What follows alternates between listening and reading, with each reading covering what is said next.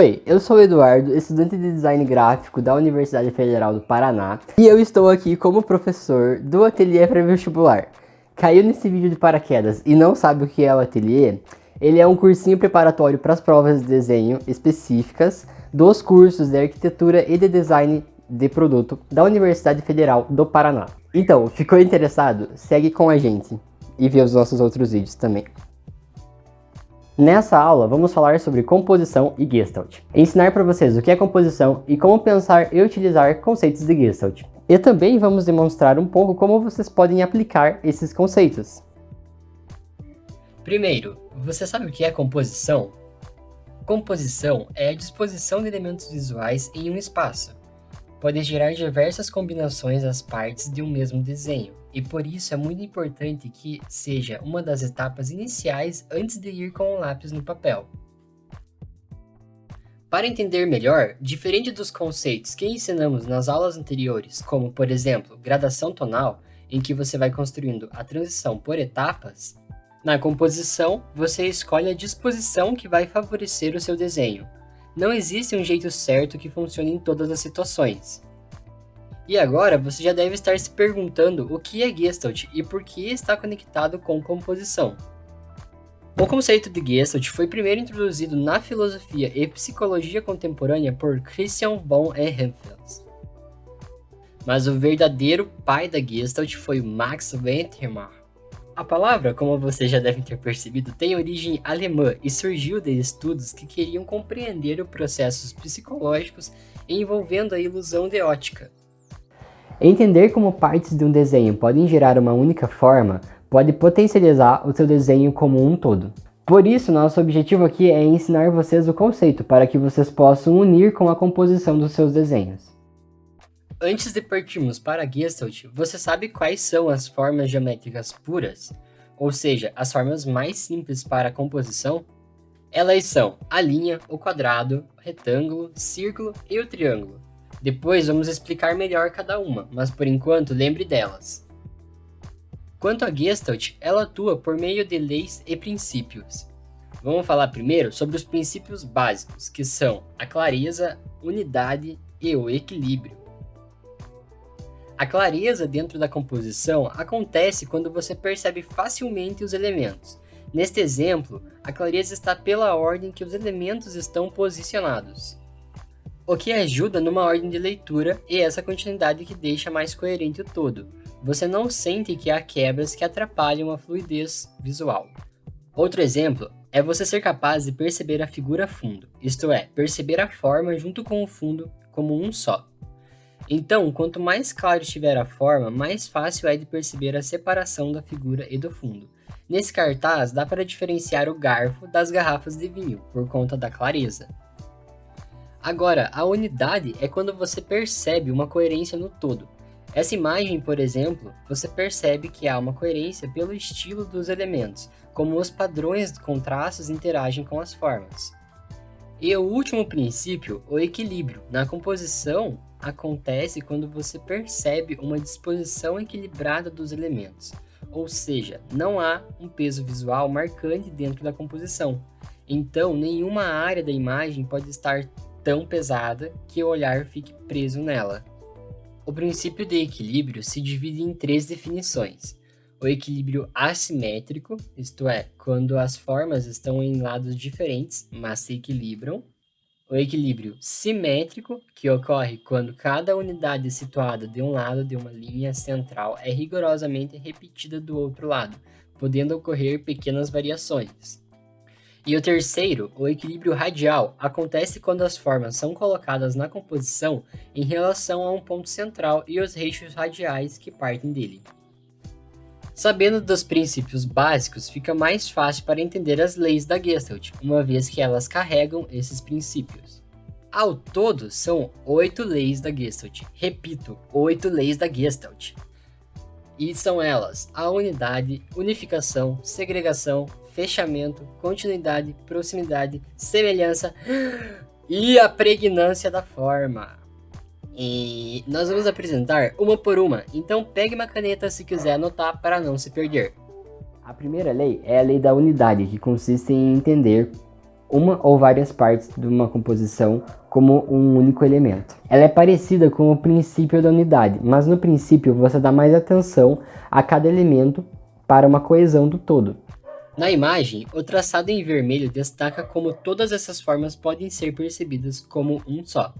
Isso acontece porque nossa percepção sobre algo pode ser feita a partir de uma única parte ou de várias partes que formam o todo.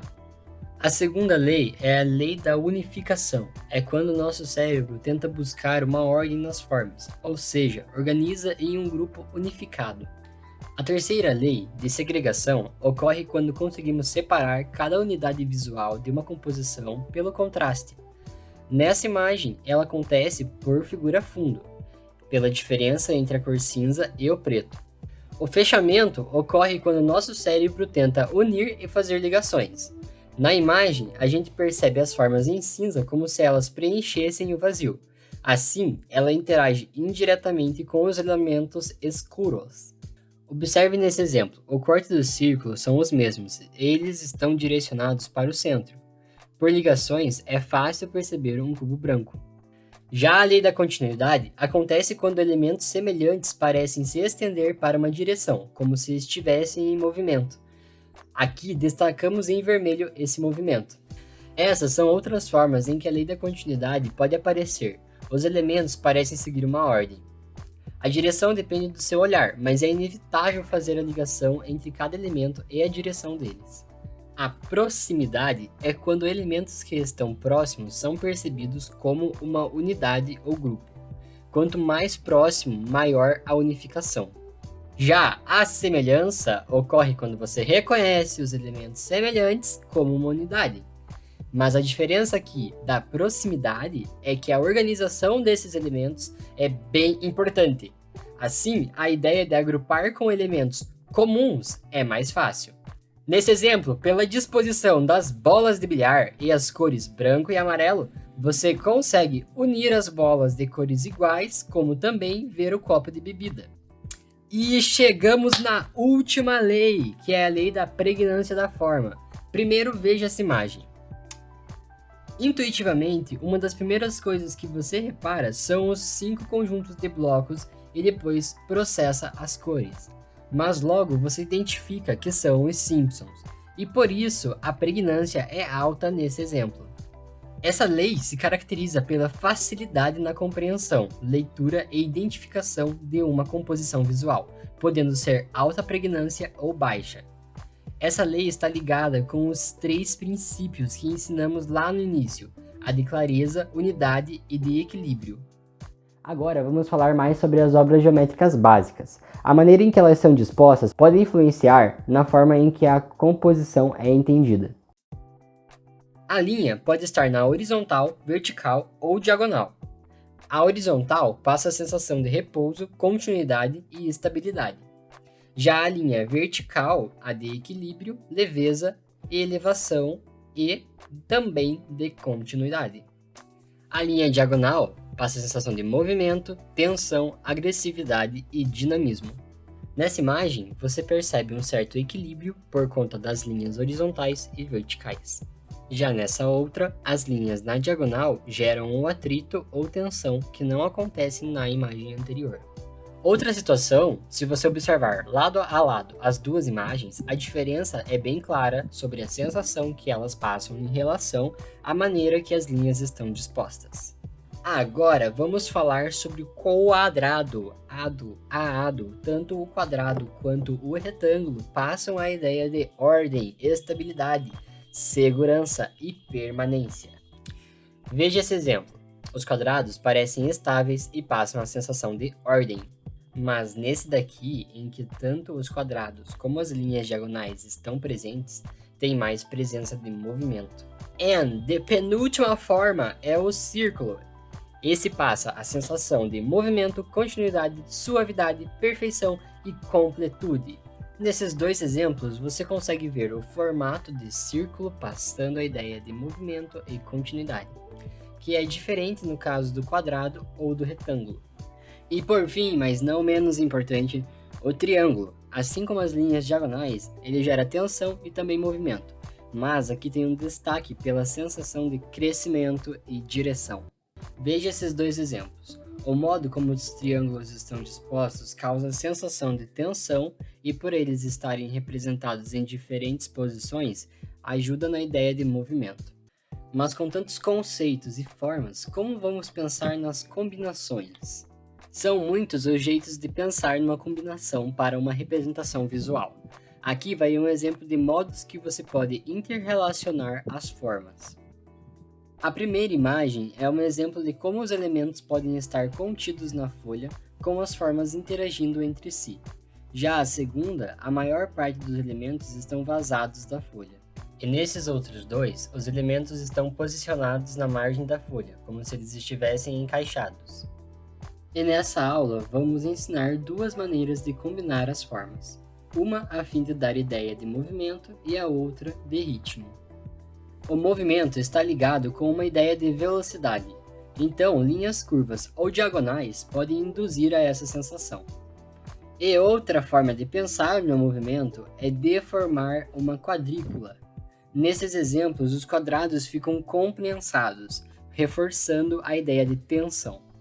Nessas duas obras, você percebe que a disposição dos círculos fazem toda a diferença na ideia de movimento. E agora o ritmo, ele acontece pela repetição ou a alternância dos elementos, como um intervalo definido entre eles. Ele também cria uma sensação de movimento por direcionar o olhar do espectador. Agora vamos mostrar como fazer uma composição abstrata geométrica.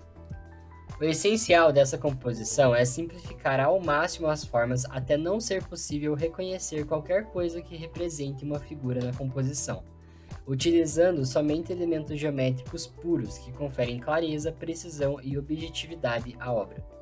Aqui são alguns desenhos como exemplo desse processo, onde basicamente foi usada a foto de um cachorro e feito a simplificação a partir de formas. Para a demonstração foi escolhido o meme do Homem-Aranha. Primeiro, você identifica que a intenção da imagem é o conflito. A partir disso, você tenta abstrair com as formas geométricas para que elas também passem essa sensação.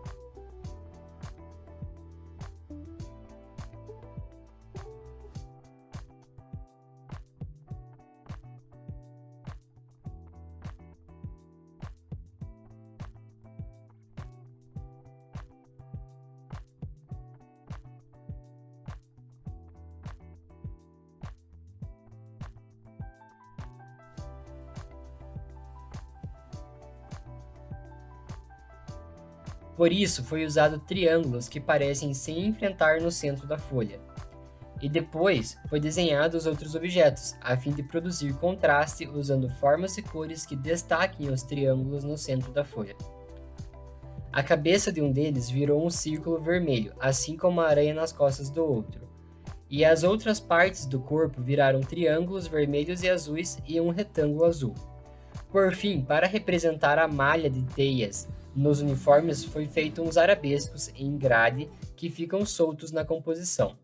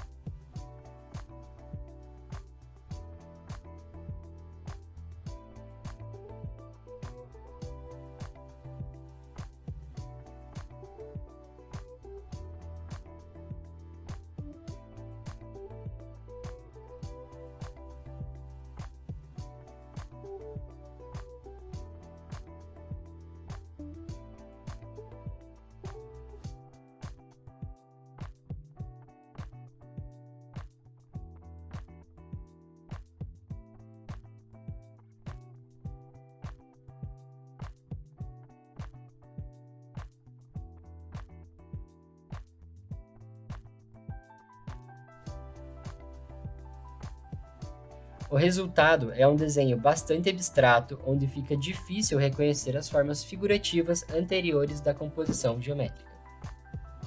E é isso, pessoal. Logo depois vai ter o exercício dessa aula, que vale tanto para quem quer design de produto ou de prédio, mais conhecido como arquitetura. Para as provas, as questões de arquitetura têm mais texto, então já é bom ir praticando. Se inscreva no nosso canal, siga o Ateliê nas redes sociais, deixe o seu like e até a próxima!